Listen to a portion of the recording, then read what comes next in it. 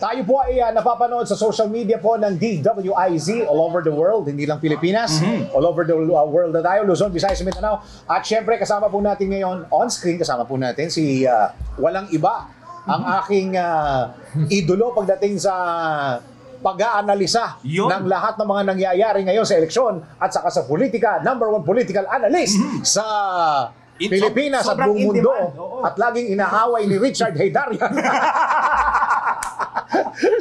Si Secretary Llamas. Sek, magandang araw. Magandang araw. Sa lahat ng inyong tigapakilig. No? Mahilig din pala kayo sa walang kwentang usap. Okay. Sandali lang kasi yung nahingi kong minuto kay Secretary. I'll go soft. Yung medyo madali lang muna ang aking tatanungin, Daryl. Sino ho mananalo at sino matatalo? Sino ho ang palagay yung... Tingin ko yung labanan, siguro sa administrasyon, 7 to 8. 7 to 8, Mga 7 yung sigurado na, may isa pang nanganganib. No? Sa oposisyon, 2. Opposition, 2. Dalawa. At sa independent isa na yung sigurado. Pero may isang lumalaban pa. No, yung isang independent na hindi niya alam kung ano yung pagiging senador. Inamin naman niya, di ba? Pero ayun nga, yung magtatrabaho siya pag nandun na siya. Gets mo, napanood mo rin, di ba? Working student. So 1 to 2 slots na lang ang pinagtatalunan. Baka nga 1 na lang eh. At ang naglalaban dyan, 8. 8. Kaya yun na, hindi ko na mabanggitin. Baka sabihin, electioneering. Ayun talaga, gusto niyo akong pahamak. Ganito na lang, Sek. Ano yung pagkakaiba nung pangangampanya noong 2022 sa 2025? Yung kitang-kita nyo na talagang malaking diferensya. Well, katulad ng ginagawa natin ngayon, malaking racket ngayon ang social media. Yes, I agree. Dati puro tri-media eh. Pero baka yung 2022, yung pinakahuli na dominant ang tri-media. Ngayon, yung fourth media na. Yung social media na ang nagiging dominant. Pero syempre, it still has to be seen. Pero makikita mo, kahit yung tri-media, pumasok na sa social media. At yung mga botante, yung absorptive capacity nila, 30 seconds to 1 minute. At yan yung social media. Di ba? Kailangan, that TikTok moment, kailangan makuha mo attention nila eh. Sabi ko nga kanina, politics in the Philippines is about seduction. Political seduction. True. Mukhang magaling ka sa seduction. Nakakaakit ka, di ba? Oo. At para maakit ang mga botante, kailangan makuha mo yung emosyon nila. Yung sinasabi mo ka sa kanila, pinapaliwanag mo, bukas, nakalimutan na yun eh. Pero yung naramdaman nila habang nagsasalita ka, hindi makakalimutan yun. Wala na, hindi na uso yung paligoy-ligoy. Secretary, kasi 30 seconds to 1 minute, TikTok moment yung tawagin. Kaya, meron din mga negatibo yan. Dahil nagbudots ka lang, okay na. Kumanta ka lang, okay na. Diba? Magsuklay ka lang ng bigote, okay na. Dahil nakuha mo attention ng mga tao. So, sabi ko nga, it should be a balance between substance and form. Yan yung form eh. 30 seconds to 1 minute para makuha ang atensyon, para ma-seduce. Pero, lagyan mo naman ng substance. Lagyan mo naman ng plataforma. Usually, yung plataforma, gawin mong brand. Diba? Yung brand. Na pag sinabi mo yung brand ng ganito, sa kanya yun. Kaya for the first time in our history, magkakaroon tayo ng 3 magkakapatid sa Senado. Dahil meron silang brand. Yes. Meron silang brand. Kaya kayo, gawa na rin kayo ng brand. Takbo na. Ito, bago yung question mo, ito kating-kati ako na itanong ito. Meron nung isang senador na parang nung unang sigwada ng kampanya, ang pinagyabang niya yung mga batas na ipinasan niya, yung mga batas na naging yung mga bills niya na naging batas, tapos nagpa-interview pa siya ng kung saan-saan, ito yung nagawa ko, ito yung ganyan. Bumaba yung ratings niya daw sa survey, Secretary. Ngayon, for the last minute, parang naramdaman ko na nag-iba. Bumalik siya uli doon sa pagsasayaw. Bakit ho ganun? Well, nakita siguro niya, hindi siya epektibo yung kanyang kampanya, yung balance between, tinatawag ko kanina, between substance and form. No? Na sobrahan siya sa substance, hindi niya na-deliver ng maayos ayon sa limitasyon ng mga botante. Which is, for lack of a better term, the TikTok moment. Yun yung kinapush siya. Ang problema niya, nitong mga senador na ito, nagbago ng mensahe during the last month or last week ng kampanya. Parang team itim. Di ba? Activity, Ang problema, sa last 2 weeks ng kampanya, machinery na yan eh. Tapos na yung messaging eh. Ang messaging mo last year, before the campaign period, yung first 2 months ng campaign period, no? Pero kung magbabago ka ngayon, may nakita ko 4 na senador nagbabago ng messaging eh. Tapos na yung laban eh. Di ba? Tapos na yung laban. Kaya ang Too hirap. late the hero na. Okay yung kasi kinakamayan mo yung governor tsaka senador, kiniklinch mo yung boto mo sa probinsya, Tama. sa munisipyo, sa barangay. Makinarya yan eh. Sample ballot. Isasama ka ba ng gobyerno sa sample ballot? Isasama ka ba ng opposition sa sample ballot? Dahil yun yung guide sa mga botante. So, yun ang focus ngayon. Unfortunately. No? Unfortunately. Pero ngayon naman, ako, medyo kakambyo ako konti. Galing tayo sa pinag-usapan natin, Secretary National. Local naman tayo.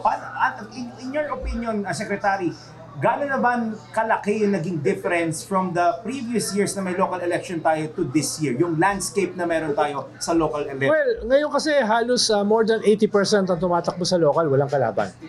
No?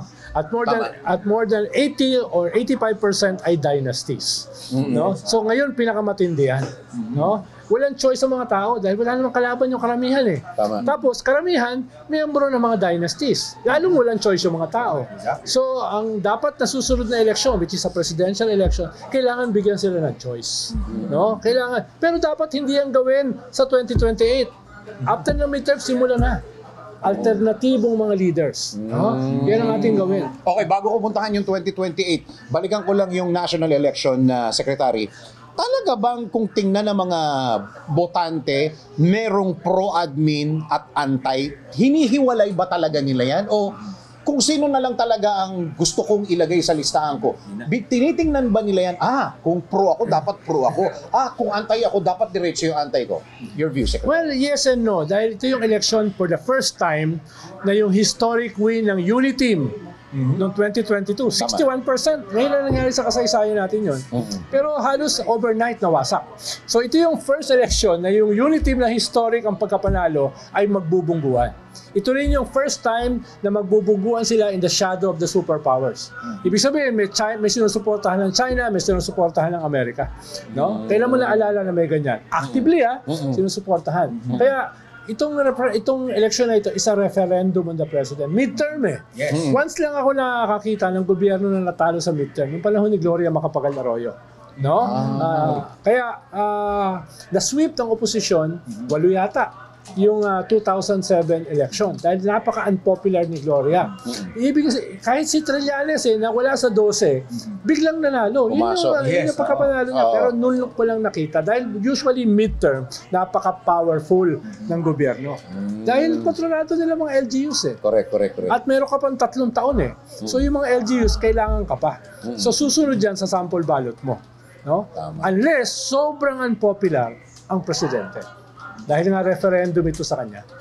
So, i-connect ko naman to sa 2028. Gaano ito kalaki o gaano kalaki itong part na nangyayari sa midterm sa 2028 presidential election? Well, ako, from my vantage point, sana yung disenchantment sa mga iboboto nilang dynasties na wala namang kalaban, sana ay ma-harness, ma-weaponize towards 2028 para magkaroon ka ng electoral revolution.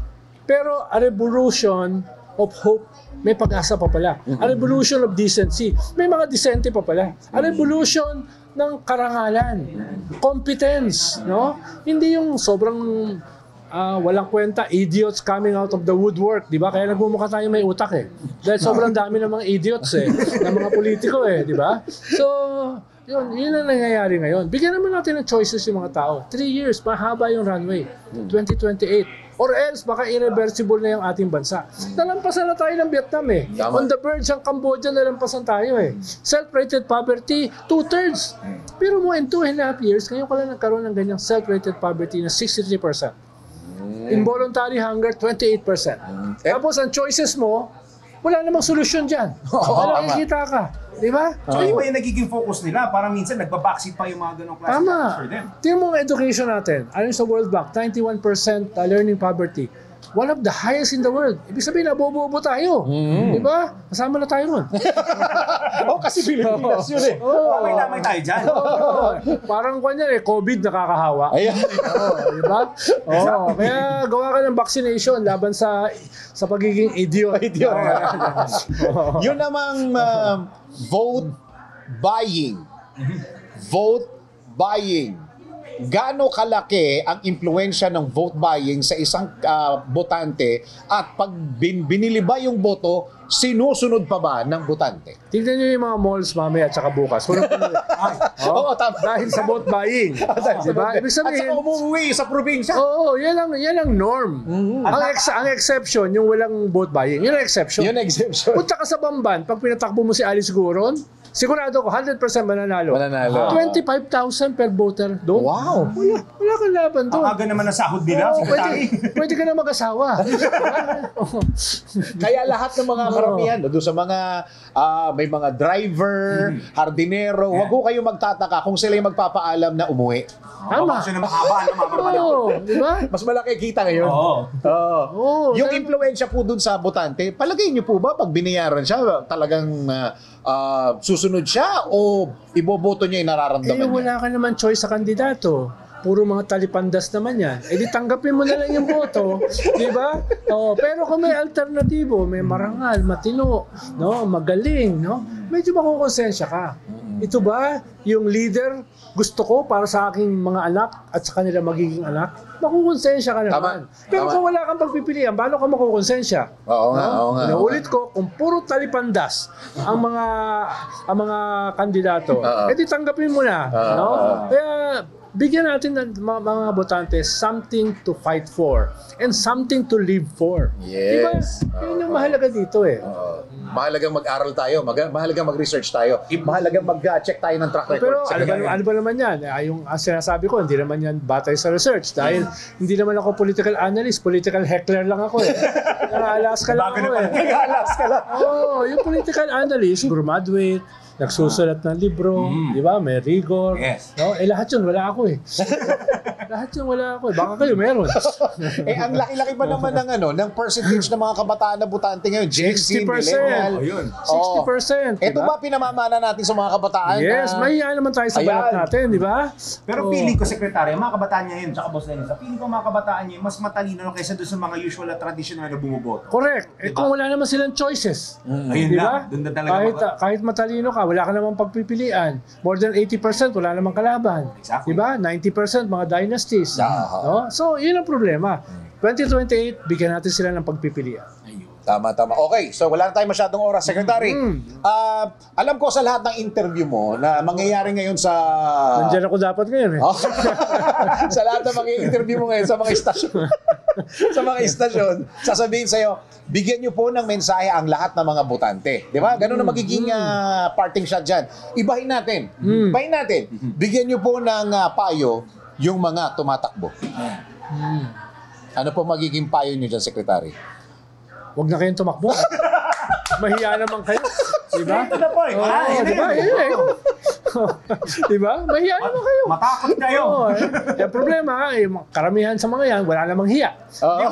Hindi ko sinasabing walang hiya. Sinasabi ko, wala naman silang hiya. Magkaiba yun ha? So sa mga walang hiya. Sige na, butante na lang. Secretary. Yung malala na, may mga hindi pa nakakaboto ngayon kasi hanggang mamaya pa kami. Wala pa silang desisyon hanggang sa ngayon, Secretary. Kung sakasakali. Nahihirapan mag-lista. Bago kayo bumoto, tignan nyo yung inyong mga anak, tignan nyo yung mga apo. No? Ano ba yung, what do they deserve? What do they deserve? No? Yung mga anak nyo at saka yung inyong mga apo. Anong leader ang dapat para sa kanila? This is a battle for the future. Diba? Linawin natin yan para sa susunod na salin lahi. Yung lahi natin, wala na yun. Lost na yun. No? Yung susunod ang labanan dito. No? Ako medyo millennial. Lagi pa ako dyan. Akala ko, kakabats tayo eh. Yung, baka pwede mong i-share sa amin. Ito, last na question na talaga to, Secretary. Sigurado na to. Ilan ang iboboto ni... Ilan muna ang nasa listahan nyo ngayon?